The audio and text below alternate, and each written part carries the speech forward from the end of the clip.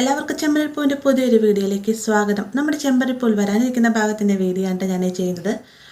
അങ്ങനെ ശ്രുതി ആന്റണിക്ക് കൊടുക്കുന്നതിന് വേണ്ടി പണം ഒപ്പിക്കുന്നതിനായിട്ട് ചന്ദ്രയ്ക്ക് വക്കീൽ കൊടുത്തിരിക്കുന്ന ആ ഒരു തുക അടിച്ചു മാറ്റുകയാണല്ലേ. അതും ഭാമയെ നല്ല രീതിയിൽ തന്നെ കബളിപ്പിച്ചുകൊണ്ട്. പക്ഷേ നമ്മുടെ രേവതിയുടെ കഷ്ടകാലം എന്ന് പറയട്ടെ, രേവതി പൂക്കൾ ഭാമയ്ക്ക് കൊണ്ടു കൊടുക്കാൻ പോകുന്ന അന്നേ ദിവസം തന്നെയാണ് ചന്ദ്ര തൻ്റെ പണം നഷ്ടപ്പെട്ടു എന്നുള്ള വിവരം അറിയുന്നത്. ഉടനെ തന്നെ ചന്ദ്ര പറയുകയാണ്, രേവതിയാണ് തൻ്റെ പണം ഒട്ടിച്ചത്, അവൾ കള്ളന്മാരുടെ ഫാമിലിയിൽ നിന്ന് വന്നതാണ്, അതുകൊണ്ട് തന്നെ അവളെ തന്നെയാണ് എനിക്ക് സംശയം എന്നൊക്കെ പറയുമ്പോൾ ഭാമ രേവതി ഒരിക്കലും അങ്ങനെ ചെയ്യുകയില്ല എന്നൊക്കെ പറയുന്നുണ്ടെങ്കിലും ചന്ദ്ര രേവതി തന്നെയാണ് ചെയ്തതെന്നുള്ള ഒരു ഉറച്ച തീരുമാനം പറയാം കേട്ടോ. അതിനുശേഷം ഭാമയോട്ട് പറയുന്നുണ്ട്, ഞാൻ വീട്ടിലേക്ക് ചെന്നതിന് ശേഷം നിന്റെ ഫോണിലേക്ക് വിളിക്കും, നീ ഫോൺ എടുത്ത് മിണ്ടായിരുന്നാൽ മതി, ബാക്കി എല്ലാ കാര്യങ്ങളും ഞാൻ ചെയ്തോളാം എന്ന് പറഞ്ഞുകൊണ്ട് തൻ്റെ വീട്ടിലേക്ക് ചെന്നതിന് ശേഷം ഭാമയുടെ ഫോണിലേക്ക് മിസ് കോൾ അടിക്കുക കേട്ടോ.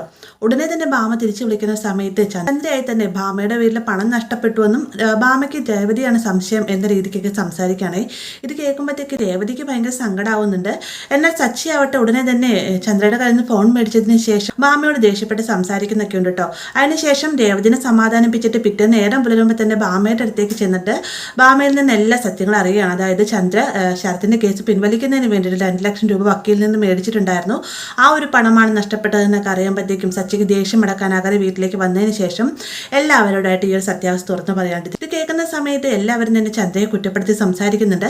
എന്നാൽ ശ്രുതിയാകട്ടെ എന്തായാലും നല്ല കാര്യമാണ് അമ്മ ചെയ്തത്, അവന്റെ പേരിലുള്ള കേസ് പിൻവലിച്ചതിന് അവരായി തന്നെ നൽകിയൊരു തുകയല്ല, അതിനിപ്പോൾ ഇത്ര വലിയ ദേഷ്യപ്പെട്ട കാര്യമുണ്ടോ എന്നൊക്കെ ചോദിച്ചുകൊണ്ട് ചന്ദ്രയെ സപ്പോർട്ട് ചെയ്ത് സംസാരിക്കാൻ കേട്ടോ. എന്നാൽ ഈ ഒരു പണം നഷ്ടപ്പെടാതെ ബാമാൻ്റെ അല്ലെങ്കിൽ അമ്മയുടെ ആവട്ടെ ഇത് ആരും മോഷ്ടിച്ചു എന്ന് അറിയണ്ടേ എന്നൊക്കെ സച്ചി ചോദിക്കുന്ന സമയത്ത് ഇനി അതിന്റെ പിന്നാലെ പോകേണ്ടതുണ്ടോ എന്നൊക്കെ ചോദിച്ചുകൊണ്ട് ശ്രുതി പറയുമ്പോഴത്തേക്കും സച്ചിക്ക് ഒരു ചെറിയ സംശയമൊക്കെ തോന്നുന്നുണ്ട്.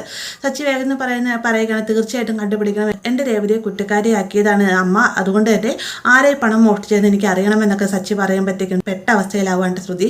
വേഗം തന്നെ ശ്രുതി എന്താ ചെയ്യാന്ന് വെച്ച് കഴിഞ്ഞാൽ നല്ല പിള്ളയാവാൻ കേട്ടോ. മറ്റൊന്നുമല്ല, ശ്രുതിയുടെ അടുത്ത് എന്നതിന് ശേഷം ഈ വീട്ടിലെ പ്രശ്നങ്ങളെല്ലാം ഒതുക്കണമെന്നാണെങ്കിൽ ആ 2 ലക്ഷം രൂപ അത് ബാമാൻ്റെ കയ്യിൽ കിട്ടണം, അത് ഞാനൊരു താലി വിറ്റതിന് ശേഷം ഈ ഒരു തുക ബാമാൻ്റെ കയ്യിൽ കൊണ്ട് കൊടുത്ത് പ്രശ്നം ഒത്തുതീർപ്പാക്കാൻ പോവുകയാണെന്നൊക്കെ പറയുമ്പോഴത്തേക്ക് ശ്രുതി ആദ്യം എതിർത്ത് സംസാരിക്കുന്നുണ്ട്. എന്നാൽ ശ്രുതി പറയുന്നുണ്ട്, ഒരിക്കലും ഇനി ഇതിൻ്റെ പേരിൽ വീട്ടിലൊരു പ്രശ്നം ഉണ്ടാവാൻ പാടില്ല, ഇനി നിനക്ക് എനിക്ക് സ്വർണ്ണം മേടിച്ചു തരാവുന്നല്ലേ ശ്രുതി ഉള്ളൂ എന്നൊക്കെ പറയുമ്പോഴത്തേക്ക് ശ്രുതി നിന്റെ മനസ്സ് ആരും കാണുന്നില്ലല്ലോ, നന്മ നിറഞ്ഞവളാണ് നീ എന്നൊക്കെ പറഞ്ഞിട്ടുണ്ട്. ശ്രുതിയെ പൊക്കിപ്പിടിച്ച് സംസാരിക്കുന്നൊക്കെ ഉണ്ട്. അങ്ങനെ നമ്മുടെ ശ്രുതി തൻ്റെ താലിമാല പണയം വെച്ചതിന് ശേഷം മാമയുടെ കൈകളിലേക്കായിട്ട് ഈ ഒരു 2 ലക്ഷം രൂപ ഏൽപ്പിക്കണം. എന്നിട്ട് പറയുന്നുണ്ട്, ഇത് ആൻറ്റിയെ വിളിച്ചിട്ട് പറയണം ഷെൽഫിൻ്റെ ഉള്ളിൽ തന്നെ പണം ഉണ്ടായിരുന്നു എന്നൊക്കെ പറയുമ്പോഴത്തേക്കും നീ എന്താ ശ്രുതി ഉദ്ദേശിക്കുന്നതെന്ന് ബാമ ചോദിക്കുന്നുണ്ട്. മറ്റൊന്നുമല്ല ആൻറ്റി, ഈ 2 ലക്ഷം രൂപയുടെ ഒരു വീട്ടിൽ ഭയങ്കര പ്രശ്നമാണ് ഉണ്ടാകുന്നത്, ആ ഒരു പ്രശ്നത്തിൽ നിന്നെല്ലാം ഒഴിവാക്കണം. മാത്രമല്ല ഈ ഒരു പണത്തിൻ്റെ പേര് ഒരുപാട് കുറ്റപ്പെടുത്തി സംസാരിക്കുന്നുണ്ട്, എല്ലാ പ്രശ്നങ്ങളും ഒത്തുതീർപ്പാക്കണമെന്നൊക്കെ ഇങ്ങനെ ശ്രുതി പറയുന്നത് കേൾക്കുമ്പോഴത്തേക്ക് ഭാമയ്ക്ക് ഭയങ്കര സന്തോഷമാവുന്നുണ്ട്. ഭാമ വേഗം പറയുന്നുണ്ട്, എനിക്കൊരിക്കലും തെറ്റിയില്ല, നീ ആ വീട്ടിൽ നല്ല മരുമകൾ തന്നെയാണെന്നൊക്കെ പറഞ്ഞുകൊണ്ട് ശ്രുതിയോട് സംസാരിക്കുന്നതൊക്കെ ഉണ്ട് കേട്ടോ. എന്നാൽ അവിടെ ഇതിനിടയിൽ എന്താ സംഭവിച്ചതെന്ന് നമ്മുടെ ഭാമയ്ക്കൊട്ട് അറിയില്ല താനും. പിറ്റേന്ന് നമ്മുടെ രേവതി ഭാമയ്ക്ക് പൂക്കൾ നൽകാൻ വരുന്ന സമയത്ത് ഭാമയുടെ വയലിൽ നിന്ന് അറിയാതെ ശ്രുതി 2 ലക്ഷം രൂപ തന്നു എന്നും ഈ ഒരു വീട്ടിലെ പ്രശ്നങ്ങളെല്ലാം ഒത്തുതീർപ്പാക്കുന്നതിന് മാത്രമല്ല രേവതിയുടെ പേരിലുള്ള കുറ്റം ചാർത്തിയത് ഒഴിവാക്കുന്നതിന് വേണ്ടിയിട്ട് തന്ന പണമാണെന്നൊക്കെ പറയുമ്പോഴത്തേക്കും രേവതിക്ക് ആകെ അതിശയാവും കേട്ടോ.